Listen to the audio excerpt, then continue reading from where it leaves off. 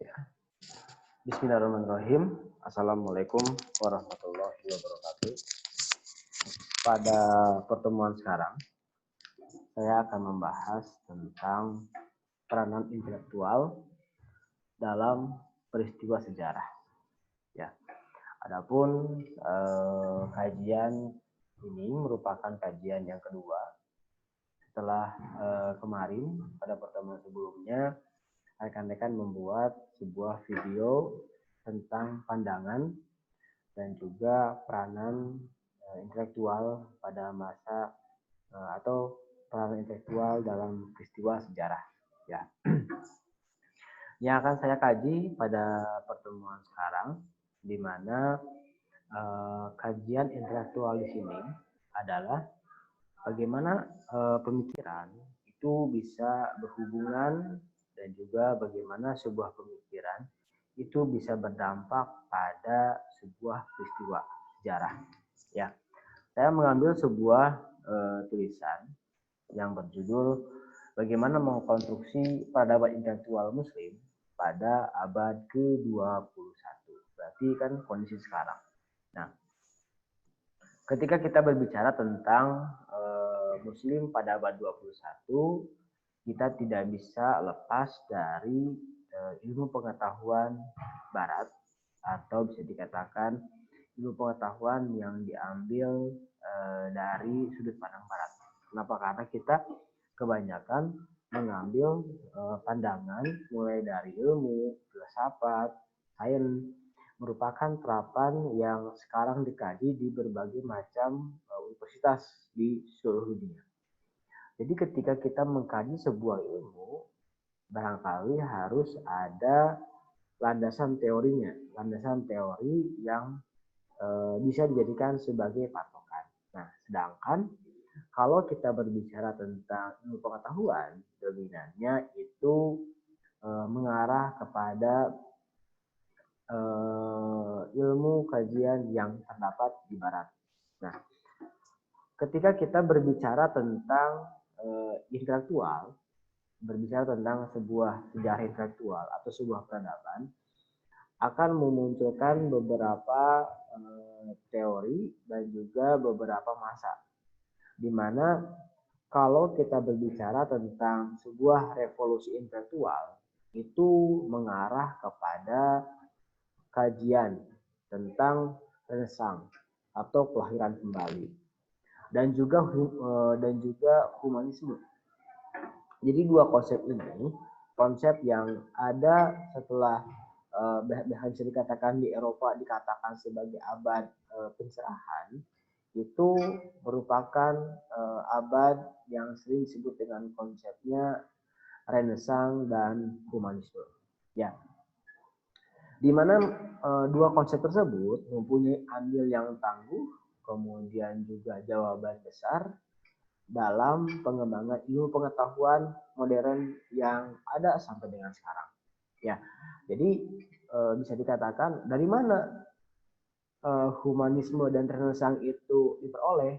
Nah, bisa dikatakan kita akan mengkaji pada pertemuan sekarang. Nah, hadirnya Renaissance dan juga humanisme di sini, kalau dilihat dari historisnya, merupakan sebuah kekecewaan kaum intelektual Eropa di Barat. Karena pada masa itu gereja mempunyai peran yang sangat penting. Bahkan bisa dikatakan ketika yang bertentangan dengan gereja, maka dikatakan sebagai golongan kafir. Nah, golongan kafir di sini bukan sekedar dikatakan sebagai kafir, tetapi golongan yang orang gila bahkan disebutkan seperti itu. Seperti ada beberapa tokoh yang mendapatkan dampak dari perubahan fenomena tersebut. Ya, jadi kalau gereja mengatakan A, maka jawabannya A. Ketika gereja mengatakan B, maka jawabannya itu B. Nah, hal tersebut mengakibatkan bahwa semua doktrin, semua rujukan itu harus sama dengan gereja. Ketika bertentangan gereja, maka akan siap-siap mendapatkan bukan balasan ya, tetapi bisa dikatakan siap-siap mendapatkan denda atau juga sebuah ya sanksi lah seperti itu. Ya, dimana kalau dilihat bahwa hal gereja tidak hanya berpengaruh dalam bidang agama, tidak, tetapi gereja juga berpengaruh dalam bidang ilmu. Jadi semua ilmu pengetahuan itu harus berasal dari gereja. Ketika hal tersebut dikatakan sebagai hal yang salah, maka siap-siap mendapatkan sebuah balasannya. Nah, dalam sebuah dokumen yang berjudul Donation of Constantine menegaskan bahwa Paus merupakan wakil Tuhan di bumi. Ya, itu merupakan doktrin. Kenapa? Karena sebelumnya tidak ada konsep Paus dalam Islam. Karena kita tahu bahwa kalau memang benar Nasrani merupakan ajaran yang dibawa oleh Nabi Isa, sedangkan Paus itu tidak ada dalam konsep konsep agama Islam, tidak. Nah, di sini disebutkan dalam dokumen tersebut bahwa terdapat pernyataan dari Konstantin yang Agung untuk memindahkan seluruh kekuasaan kekaisaran Roma suci kepada Gereja Vatikan. Jadi pemindahan, jadi dari yang Roma dipindahkan ke Vatikan, termasuk hak untuk memilih dan memecat para raja. Jadi gereja pada masa itu tidak hanya bertindak sebagai pemimpin agama, tidak hanya sebagai pengatur dalam bidang keagamaan, tidak hanya seperti itu, tetapi juga mengatur dalam usaha pemerintahan karena berhubungan dengan pemecatan seorang raja. Nah, tetapi dalam perjalanan sejarahnya ternyata interpretasi ilmu pengetahuan yang dirujuk dalam kitab suci Injil tidak sepenuhnya bisa dijadikan sebagai pijakan untuk pijakan ilmiah dalam menjelaskan fenomena alam dan juga fenomena sosial. Bahwa prinsip utama ilmu pengetahuan adalah di mana ilmu pengetahuan tersebut bisa menginterpretasikan alam dan juga fenomena sosial. Apalagi ketika kita berbicara tentang perkembangan manusia, maka ilmu pengetahuan harus bisa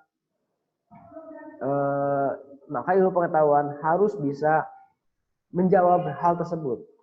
Gitu. Jadi konsep tadi memang bisa dikatakan tidak bisa dijawab oleh gereja, gitu kan ya. Nah, barangkali kalau kita melihat bahwa kita ingat bahwa ada sebuah kasus yang sering yang dikenal dengan kasus Kopernikus dengan paham heliosentrisnya yang berseberangan dengan geosentrisme Vatikan. Nah, itu bisa dikatakan sebelum adanya, bisa dikatakan ada dua perdebatan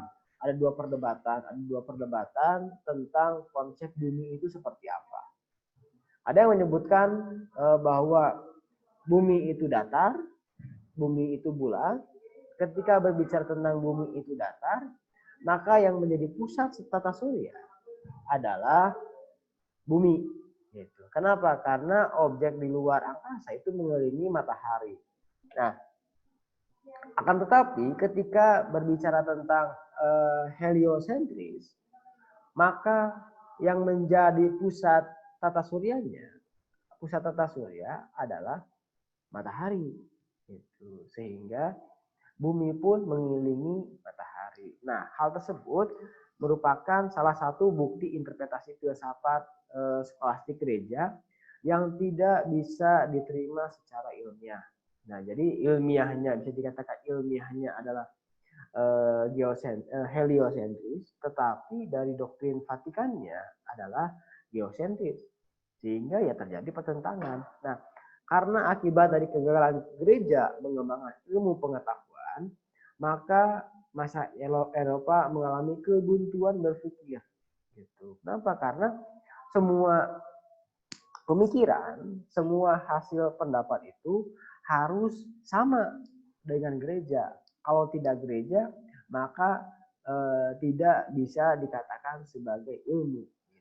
Ya. Nah, kemudian dalam sejarah ada sebuah bahkan di Eropa ada yang disebut dengan masa kegelapan atau dikenal dengan Age of Darkness.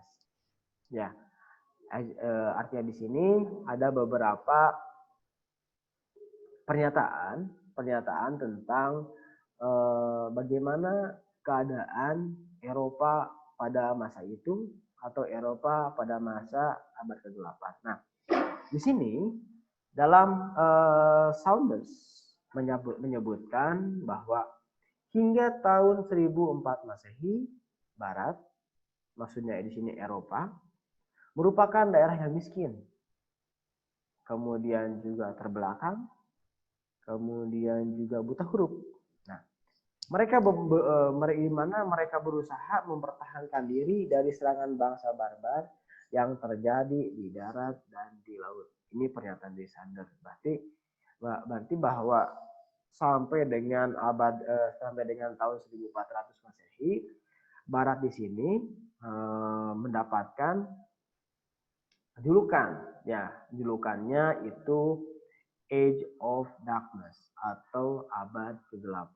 Kenapa? Karena dilihat dari kegelapan di sini, dilihat dari masyarakatnya yang miskin, terbelakang, dan juga buta huruf. Ya. Kita lihat. Kemudian pernyataan hampir sama diungkapkan oleh Lawer di tahun 1989. Nah, Lawer menyatakan bahwa selama abad pertengahan, kalangan pendeta menggunakan ideologi keagamaan sebagai alat untuk mendapatkan kekuasaan mereka. Di mana kekuasaan di sini diharapkan menjadi kekuasaan yang lebih besar, karena itu menghalangi terjadinya perubahan. Jadi, pendeta pada masa itu menghalangi, artinya semua harus berasal dari pendeta. Nah, kemajuan ekonomi diperlambat dengan menyatakan bahwa membungakan uang sebagai perbuatan riba yang penuh dengan dosa. Surplus kekayaan cenderung disalurkan untuk membeli barang-barang perhiasan, aktivitas sopan santun, membangun bangunan keagamaan dan juga istana. Dengan kata lain, surplus kekayaan tidak ditanam dalam usaha perdagangan dan industri, melainkan tersedot dalam aktivitas keagamaan yang tidak produktif. Gitu. Nah, dengan diyakini bahwa perbuatan mereka, kemudian juga tindakan mereka itu dikatakan sebagai tindakan yang menimbulkan kasih sayang dari Tuhan. Padahal hal tersebut memang digunakan untuk kekayaan dan juga foya-foya para pendeta seperti itu. Ya. Nah, gambaran dari yang tadi disampaikan bahwa pendapat dari Saunders dan juga Lawer merupakan kondisi Eropa yang sebelum terjadinya Renaissance dan Humanisme. Ketika di London dan Paris, Amsterdam hanyalah kota kecil dan bahkan terlalu kecil yang dapat dilihat di peta. Karena memang perkembangannya sangat bisa dikatakan ya mereka sangat tertutup. Mereka juga kemudian juga mereka sulit untuk melakukan sebuah perubahan, dan juga mereka dalam kesejahteraannya pun mereka sangat mengkhawatirkan kalau dilihat dari pernyataan dua tokoh tadi. Nah, di Asia, kemudian di sini bisa di Asia itu mulai muncul sebuah peradaban baru yang tumbuh dan berkembang mencapai puncak keemasannya. Nah, justru peradaban di sini bisa dikatakan peradaban yang sebenarnya hampir sama, hampir bisa dikatakan sama persis dengan bentuk peradaban yang sifatnya ideasional atau bisa dikatakan berdasarkan pada pemahaman keagamaan. Nah, di mana Asia pada masa itu bisa dikatakan mendapatkan pengaruh dari kitab suci Injil, kemudian juga Al-Quran. Nah, kedua peradaban tersebut kedua peradaban tersebut yang disebut dengan peradaban ideasional ini hadir dengan rentang kesejarahan yang hampir bersamaan, tapi menghasilkan kesentuhan akhirnya di sini peradaban yang berbeda, justru bertolak belakang gitu antara yang pendekatan kitab suci Injil yang ada di Eropa, kemudian juga kitab Al-Quran yang ada di Asia. Yang kita tahu bahwa Timur Tengah merupakan bagian dari Asia Barat Daya. Ya. Eropa Barat pada masa itu mengalami keterpurukan, kemudian juga mengalami yang disebut dengan kubangan kegelapan. Sementara di Asia Barat menjelma menjadi sebuah peradaban yang cukup besar. Mencapai puncak keemasannya, di mana peradaban Asia Barat ini menghasilkan universitas-universitas terbaik di dunia pada masa itu.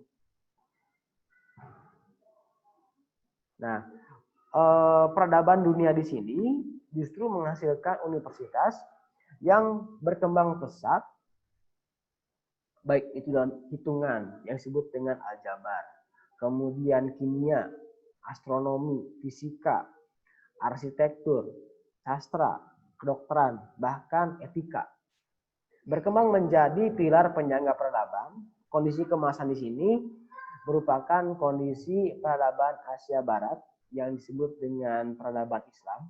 Ini oleh Saunders digambarkan sebagai peradaban yang mampu menghasilkan kedamaian dan juga keamanan secara intern. Nah, jadi kita tahu bahwa ketika Eropa dilanda kegelapan, justru di Asia Barat Daya ini mengalami pencerahan. Kenapa? Karena dengan pendekatan Al-Quran. Dalam pendekatan Al-Quran itu sudah diperoleh beberapa ilmu, mulai dari ilmu hitung, kimia, astronomi, fisika, arsitektur, sampai kepada etika. Nah, itu sudah ada di dalam Al-Quran.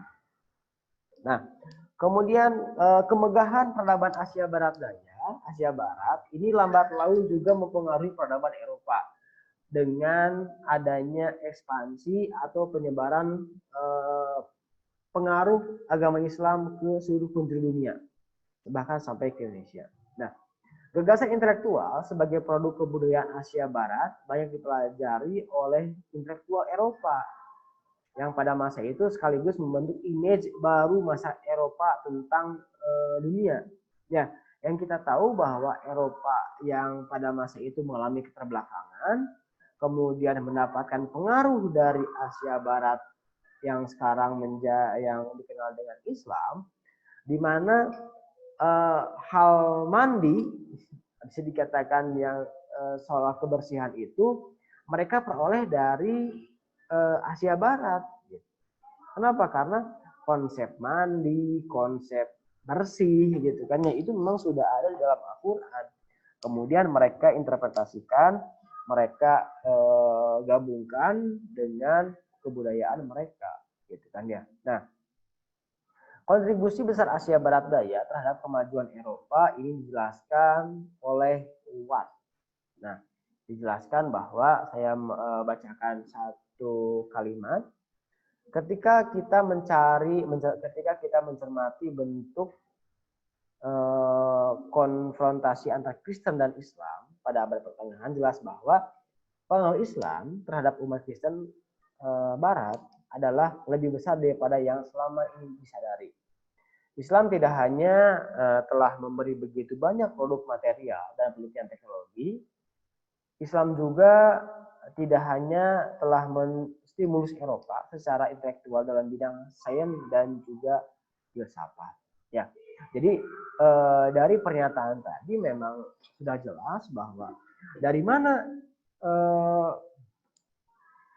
Eropa mendapatkan konsep Renaissance, konsep humanisme itu diperoleh ya dari pengaruh Islam, dari pengaruh Asia Barat Daya, gitu kan ya. Salah satu nyata kontribusi peradaban Timur atau di sini Asia Barat atau Islam telah berkembangnya ilmu pengetahuan Eropa adalah konsep angka seperti nol. Kemudian menjelaskan nol dalam konsep ilmu hitung Arab ditulis dengan titik. Itu sudah ada dalam Al-Quran. Untuk menghilangkan kesan bahwa ilmu hitung Eropa dipengaruhi oleh Islam, maka digantikan dengan simbol 0. Ya. Secara lengkap urutan angka dari 1 sampai dengan 9 itu sama seperti angka dalam sistem Arab. Ya, jadi dari 0 itu titik, kemudian juga 1, 2, 3, 4, 5, 6, 7, 8, 9. Itu adalah mengambil dari konsepnya konsep Arab. Nah, konsep dasar bagi ilmu aljabar, manakala aljabar diambil dari salah satu nama indah Asmaul Husna yang berarti maha perkasa. Contoh operasi aljabar sederhana sebagai berikut. 2 ditambah 2 sama dengan 2 ditambah 2 sama dengan 3 tambah 1 sama dengan 4, ditambah 0 sama dengan 2 dikali 2 sama dengan 4 dikali 4 sama dengan 4 dikali 1 sama dengan 4. Nah, ini dalam aljabar hitungan ini bisa dikatakan hitungan yang lebih tinggi karena apa? Karena memang jauh lebih rumit ya dibandingkan dengan ilmu hitung Al-Amawi yang dipelajari oleh masyarakat Eropa. Nah, jadi jika dilihat dari konsep tadi bahwa pengaruh intelektual dalam peristiwa sejarah adalah yang saya gambarkan bagaimana pengaruh intelektual, bagaimana pengaruh Islam bisa mempengaruhi munculnya Renaissance dan juga humanisme. Ya, Renaissance, humanisme, nah itu yang memang menjadikan Asia memberikan pengaruh kepada Eropa untuk lepas dari belenggu yang disebut dengan abad ke-8. Ya. Nah, jika dilihat dari paparan tadi bahwa terdapat 2 faktor utama yang mendorong terjadinya revolusi intelektual di benua biru Eropa yang menjadi dasar ilmu pijakan pengetahuan modern. Yang pertama dari faktor internal, yakni akibat kegagalan gereja sebagai pemegang tunggal kebenaran dan dalam menjelaskan gejala-gejala alam dan juga fenomena sosial. Hal ini mendorong adanya humanisme dan juga Renaissance. Ya. Kemudian dari faktor eksternalnya bahwa pengaruh yang disebabkan oleh dinamika yang terjadi antara benua lain, yaitu Asia Barat, peradaban Asia Barat mendorong intelektual Eropa untuk pergi ke timur dalam mendalami ilmu pengetahuan. Meskipun demikian, akibat trauma terhadap hegemoni agama, para intelektual Eropa hanya mengambil wujud dari hardware ilmu tersebut. Ya, artinya hanya mengambil dari ilmunya, tidak mengambil agamanya. Kenapa? Karena dalam bisa dikatakan para intelektual Eropa itu trauma terhadap hegemoni agama atau bisa dikatakan dominasi agama dalam kehidupan. Jadi sehingga mereka hanya mengambil filsafat, mereka hanya mengambil hardware-nya saja dalam ilmu. Nah, ada satu pertanyaan yang ingin saya tanyakan kepada rekan-rekan. Pertanyaannya perbedaan. Ya, silakan rekan-rekan mencari kajian tentang definisi Renaissance dan juga humanisme. Kemudian rekan-rekan membuat sebuah kolomnya perbedaan dan persamaan antara Renaissance dan juga humanisme serta perbedaan antara Renaissance dan humanisme. Itu saja yang bisa saya sampaikan, kurang lebihnya mohon maaf. Mudah-mudahan apa yang kita sampaikan dan kita pelajari hari ini bisa bermanfaat terhadap kehidupan kita hari ini dan juga masa yang akan datang. Saya pamit. Barakallahu li wa lakum. Assalamualaikum warahmatullahi wabarakatuh.